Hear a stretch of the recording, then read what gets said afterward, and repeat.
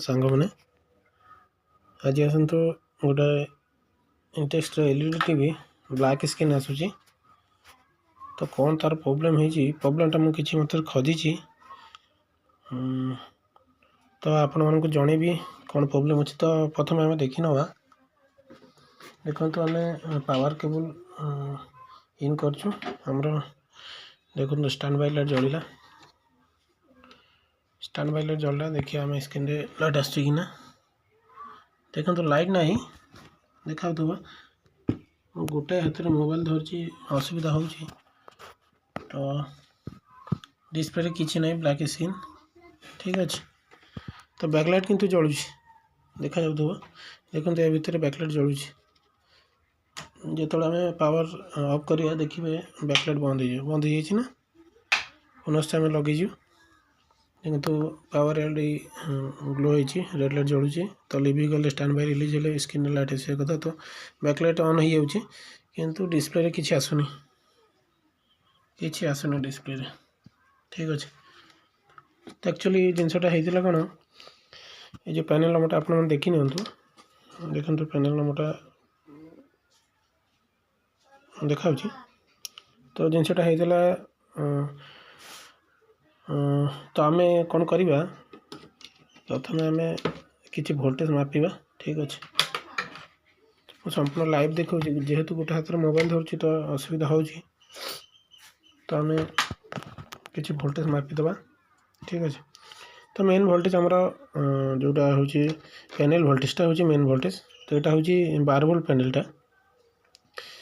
किसी पैनल अच्छे 5 वोल्ट किसी 12 वोल्ट अच्छे। तो आम देखिए 12 वोल्ट आसना हाँ देखो 12 वोल्ट आसने आमर ये कौन समस्या ना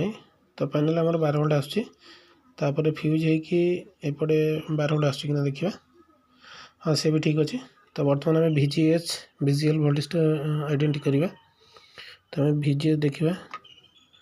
देखो VGH कौन सी वोल्टेज ना तापर आम देखा VGL VGL भी कौन सी ना तो VGH VGL ना माने आउ कि देखार आवश्यक ना तो आमर ये दुटा वोल्टेज मिसिंग रही आमर डिस्प्ले ब्लैक स्क्रीन हम ठीक अच्छे। तो मु बहुत खोजला ये सबू कैपेसिटर टेस्ट कलापर आपण कंटिन्यू मोड नहीं कि कैपेसिटर टेस्ट करेंगे तो मुझे बहुत खोजला ये कैपेसिटर थिला सेटा सर्ट हो जाता देखो कैपेसिटर मुझे रखी आपको माने जल्दी हम जमी टाइम नेबिनी तो मो कैपेसिटर यहाँ कि सर्ट थिला यही जगह ही थिला VGH पाखापाखि एरिया यही जगह ही थिला ठीक से देखा जाऊनी बोधे इधर देखा तो कैपेसिटर सर्ट होता ठीक अच्छे। तो मु कैपेसिटर उठे देती उठेला पर भी आम देखिपुर कौन से प्रोब्लेम सॉल्व है जहाँ थिला सी ब्लैक स्क्रीन अच्छी। तो आमर कैपेसिटर उठेदेला पर भी आमर VGH VGL वोल्टेज मिसिंग अच्छी ठीक अच्छे। आप देखिथे ना मिसिंग अच्छे आ तो देखी दूची देखो VGL यहाँ हूँ VGL 0 VGH 0 ठीक अच्छे। तो मुझे पुश कर कहीं गोटे हाथ में मोबाइल धरची गोटे हाथ में वीडियो काम कर तो हो पारूनी तो आपण मैंने कौन करेंगे जेहेतु VGH VGL मिसिंग अच्छी तो हई तो DC DC आईसी खराब हो पारे तो आप जानवे केमी DC DC आईसी खराब कि कप आईसी सर्ट हो तो आम पुनश्च करेन्ट ऑफ करदे बंद कर देचु। तो बंद करदेला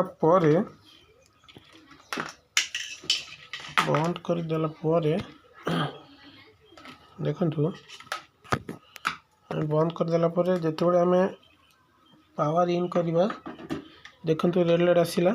तो आम VGH से गोटे तो ग्राउंड रहा आ गोटे टच कर रखा देखा जो स्टैंड बाय रिलीज हम से किसी वोल्टेज आसी 0 हवा कथा कि कौन सी वोल्टेज आसुना सी 0 ही रोचे मु पुणी देखा देखु रेड लाइट अच्छी ऑन अच्छी रेड लाइट लिभिला मात्र किसी वोल्टेज आसवा कथा से VGH रे देखो कौन सी वोल्टेज आसना 0 यहाँ आम बैकलाइट ऑन हो मैंने आमर टीवी चालू हो जाए किंतु पैनल चालू होनी तो जेहेतु VGH VGL आसनी तो हुए तो कैपेसिटर सर्ट है डीसी डीसी आसी खराब होता है पारे तो आम कौन कर एक्सट्रा गोटे पैनल नहीं कि कौन करवा मुझे देखा तो आम कौन कर गोटे पुराणा ये नहीं पैनल नहीं पुराणा तो से पैनल आम कौन कर ग्राउंड एवं 5 वोल्ट यहाँ हूँ 5 वोल्ट पैनल यहाँ हूँ आम 12 वोल्ट पैनल यहाँ हूँ 5 वोल्ट तो से पैनल मु 5 वोल्ट देती कौन देखो गोटे चार्जर गोटे 5 वोल्ट 5 वोल्ट सप्लाई देती चार्जर ठीक अच्छे तो आम देला देखा ये पैनल टी भल अच्छे खराब अच्छे ठीक अच्छे तो आम देचु कनेक्शन देचु पावर देचु तो बर्तमान आम ग्राउंड रखा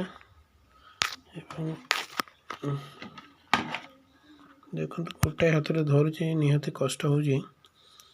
तो आम 5 वोल्ट सप्लाई देचु तो बर्तमान आम पैनल 5 वोल्ट सप्लाई आसी जाइए तापर देखिए VGH 24 वोल्ट और VGL -7 वोल्ट ठीक अच्छे तो पैनल टा मोर भल अच्छी ठीक अच्छे तो बर्तमान आम कौन करवा यही VGH वोल्टेज एवं VGL वोल्ट को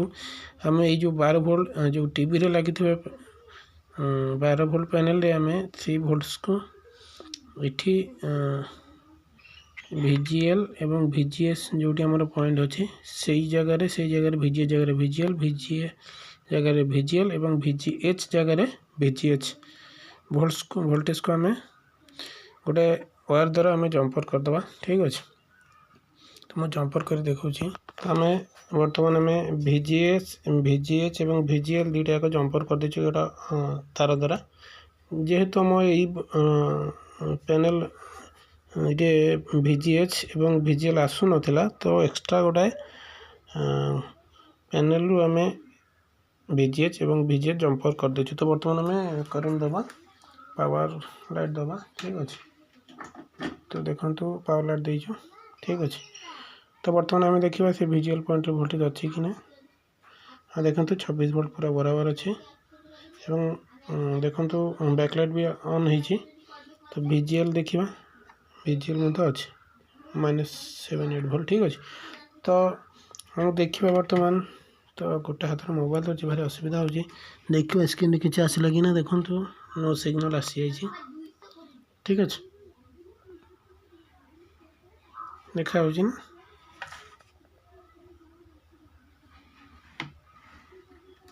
तो ये थिला प्रॉब्लम जेहेतु आम VGH भी जदि आमर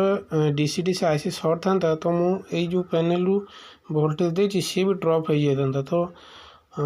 जेहेतु मोर येटा भल अच्छे पैनलटा भल अच्छे तेणु VGH VGL दुईटा वोल्टेज देले जेहेतु आमर पलि आमर आ किसी आवश्यक ना ठीक अच्छे तो देखो जब सर्ट था ताले VGH वोल्ट मिसिंग होता तो 24 वोल्ट पूरा बराबर अच्छे ठीक अच्छे तो या परे आमे केमती पेन स्कलर बोर्डटा ये फिटिंग करवा एवं केमती मेन बोर्ड रु आमे ताकू सेटिंग करवा परवर्ती वीडियो रे देखिए थैंक यू।